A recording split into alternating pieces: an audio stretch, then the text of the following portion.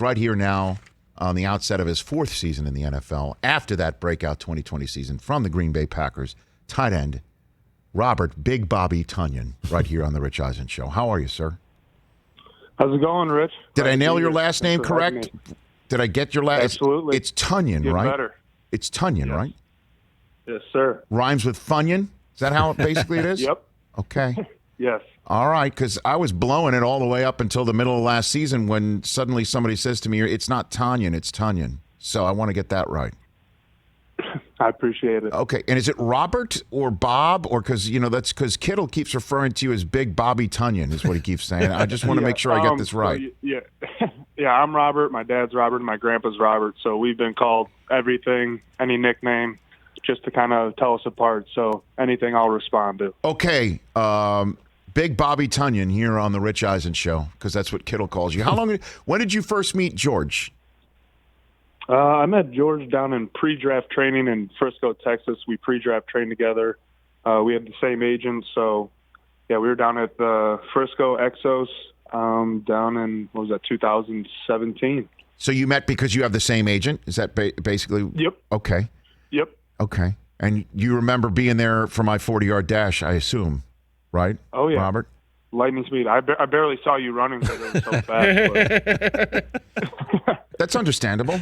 That's totally understandable. But, and then this season happened. What did happen for you last year in Green Bay? What do you got? I mean, the Packers offense was hitting on all cylinders, and, I worked my way into the starting role at tight end, and, thankful and grateful to be a part of that offense, and just did my part, and, it worked out for me, and it worked out for the team. How do you work your way in? Walk me through that process, Robert. Just putting your head down and working, asking questions of the vets, just observing, listening, learning the past 3 years behind Jimmy Graham and Mercedes Lewis, and then obviously getting a good connection with Aaron. And once my time came, just not looking back and just taking every opportunity, and just rolling with it, and just not having any moment too big and too little, just keeping, a mental flow state throughout the season of highs and lows, and just putting my head down and working.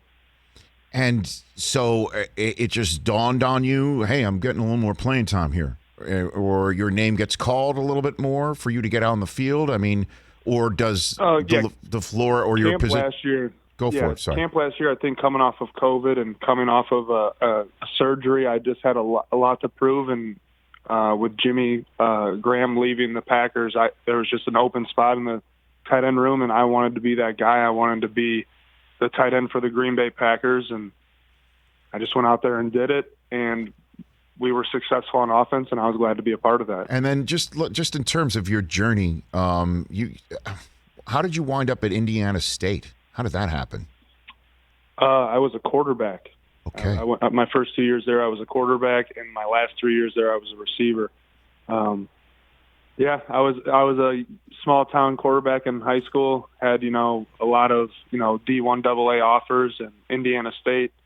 The coach there was Trent Miles. He recruited me heavily there. I got a good relationship with him through that process, and went to Indiana State, and it was awesome. Well, what type of quarterback were you? Walk me through your game as a quarterback. I thought I was going to be the next Cam Newton. I was a Peyton Manning fan growing up, and I loved watching Cam Newton. And I thought I was dual threat. I probably was a little less athletic than I really thought I was, right. But I like to get out there and run around and throw the rock.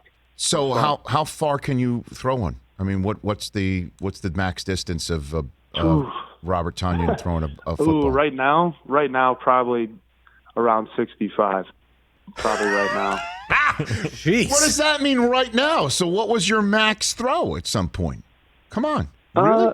I'd probably get closer to 70. I probably wouldn't even be able to throw 65, to be honest with you, Rich, right now. My shoulder might explode. Okay, but is it possible for LaFleur to maybe draw something up where you get one from behind the line of scrimmage and you never know with that offense. You never know with that offense. We got a bunch of stuff going back and forth, crisscrossing, so you never know what could happen. Okay, we call it a Funyun special. You know what I mean? You think, I'm just trying I'll give you his number. You can make that call for him. Oh, by the way, I'll take that number.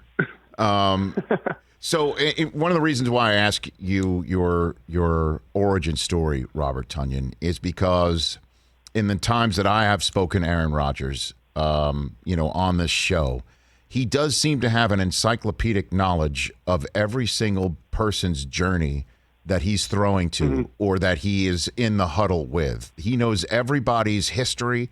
He knows everybody's chip on their shoulder, and he's also there to foster that in some way, shape, or form. What has your relationship been like with him, Robert? Just from day one, I think that he saw how hungry I was, and I just want to be great. I've always wanted to be great. I don't want to be middle of the pack. I don't ever want to be sugar-coated with coaching or a coaching point or someone trying to change my game. I just want to be told straight up what I have to get better at or if that was good enough.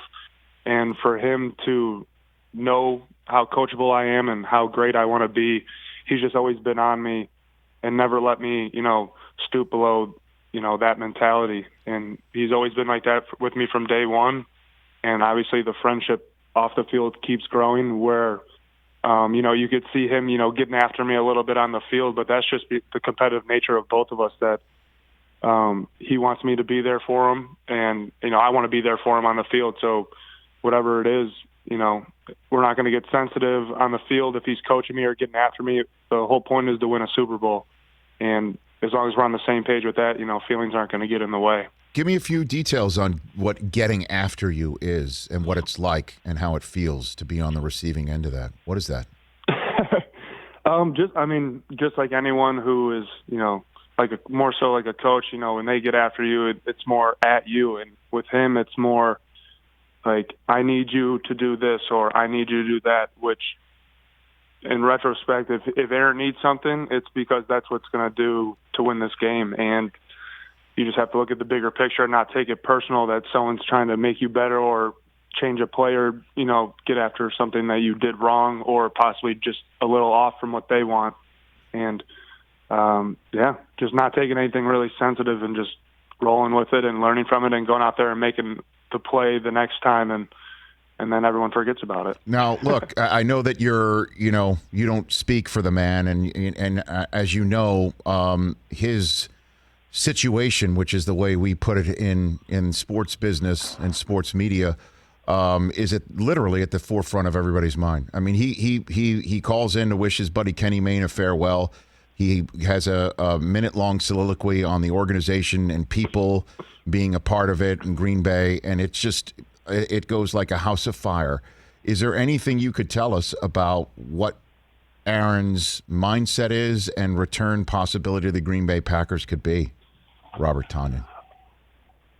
I just, like any other of my teammates or, my close friends on the team, I stay in contact with them through, the off season and when we aren't together. And what we talk about is we don't talk about football. We talk about if we're, mentally and spiritually, good, growing, just making sure my friend's all right, making sure, mentally he's sane, doing well. I mean, obviously he is fine. He's a grown man and he handles his business well. But the conversations that me and him have are just mostly based on that. How are we doing, off the field and just making sure that we're good and our spirits are high and all that stuff. Nothing really about football or business. That's not a part of our friendship, and we just leave that to the businessmen. So how many people come up to you and say, hey, you must be every single human being you come across, ask you, do you think he's coming back or not? I mean, you must get that all the time, I imagine. Yeah, I probably get it. Yeah, probably every day, but, Am I the first one today? Am I the first one today, Robert? You might be. Yeah, it is. It's 11:20 here. I feel like I'm on Instagram. What people say first is a comment. Hey, I'm first today.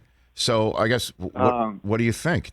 Are you concerned? Because again, it's difficult because that could be read like you're not a fan of Jordan Love, and I don't want that to come across that way either. So what? No.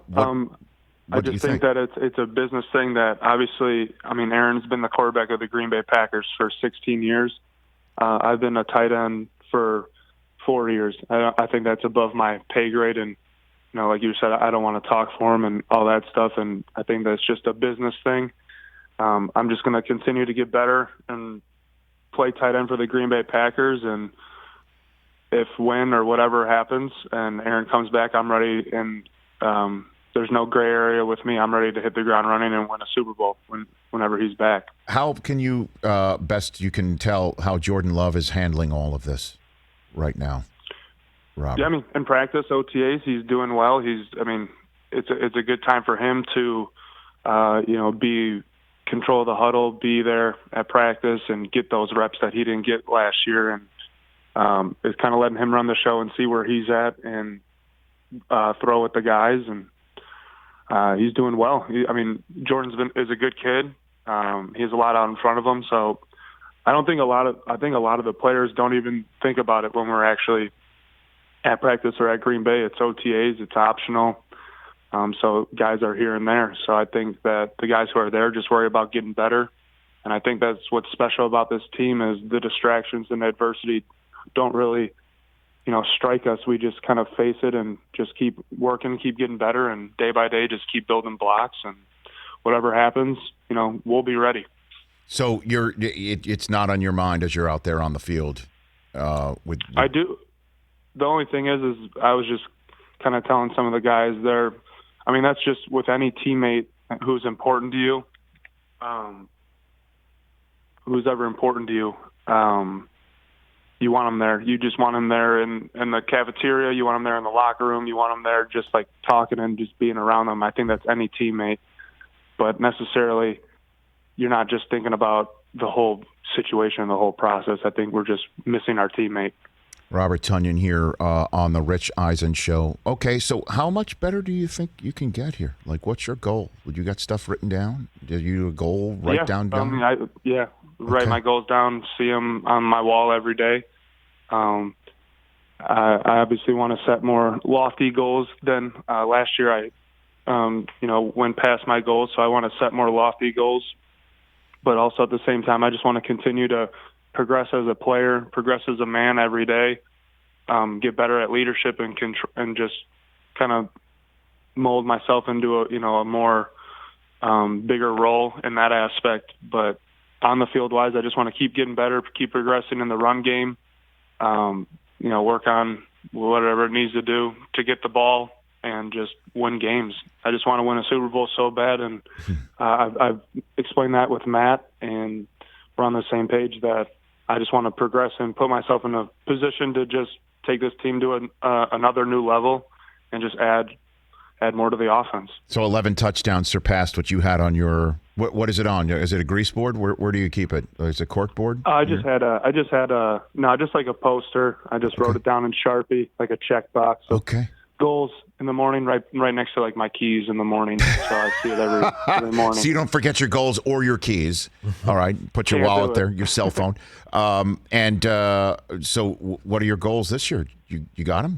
Can you share them? What do you got? I do not have any statistical goals yet. Okay.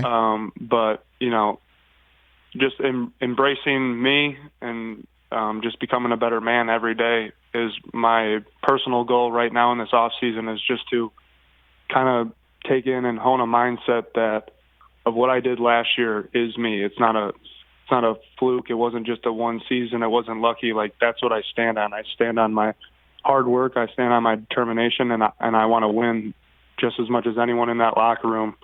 And I feel like getting everyone on that page, in the leadership role that I want to take on, and getting everyone in that mental state of that we can do this, and just making everyone feel comfortable and confident in themselves. I think that once everyone is on that same page, that the Green Bay Packers are limitless. So before I let you go, first of all, feel free to check appearing on the Rich Eisen Show off that list on your board, Robert. Okay, got to. You please. And then you'll be checking off attending Tight End University in June, correct? Yep. You're going? Oh, yeah. Okay. Live down there, so I'll already be down there waiting. Okay. So what is it? I asked George about the curriculum. I told him I would be more than happy to film a video welcoming everybody to each daily event. Like, what do you got? What is it going to be? Do you know what it's going to look like? I think it's just yeah, it's just the tight ends across the league getting together, just sharing their mentality, sharing their game, going over film with each other, just seeing the work ethic of everyone across the league, and just kind of just making a fraternity, like a brotherhood of the tight ends that we've been underappreciated as a position over the years. And I think that now that the tight end is coming more to light, I think getting everyone together and just embracing each other and enjoying, a long weekend of work and fun would just be good for the guys. And just pick brains of, like Travis, and obviously I get to pick George's brain every day, but, of those big name guys, and just getting around them, I think is just very beneficial for me and can only help me out and, take my game to that next level. Big Bobby Tonyan, what a pleasure to chat with you on this show. I love hearing, what you said really hit me, and I think everybody should take this out in their daily lives, that what you did last year, when anybody had a good year or a good day at work, that is you. You know what I mean? Like, I thought that what you just said is like, last year, that is me. Like, you're going to prove that is me. Like, that isn't an anomaly. That is me. I love that, man. Good luck on being you. I appreciate it. You got it. Appreciate that. Yeah. I mean, Rich, I meeting you down in Indianapolis and being around you and the good that you do off the field with everything. I appreciate you. I love watching what you do. You're a legend. I appreciate you having me on the show. I appreciate you saying that. Let's do this more often. You and I. Hey, forget George. You got my number now. Okay, good. Yeah, I'm not going to lose that. I'll lose George's first. Who the hell is George Kittle? How does that sound? Is that all right? I'm not agreeing to that. Okay. I might have taken it too far. All right. Take care of yourself, Robert. Have a good one, Rich. You got it. That's Robert Tonyan, everybody, right here on The Rich Eisen Show. Hey, you watched all the way to the end. Thanks for that. Watch more right here.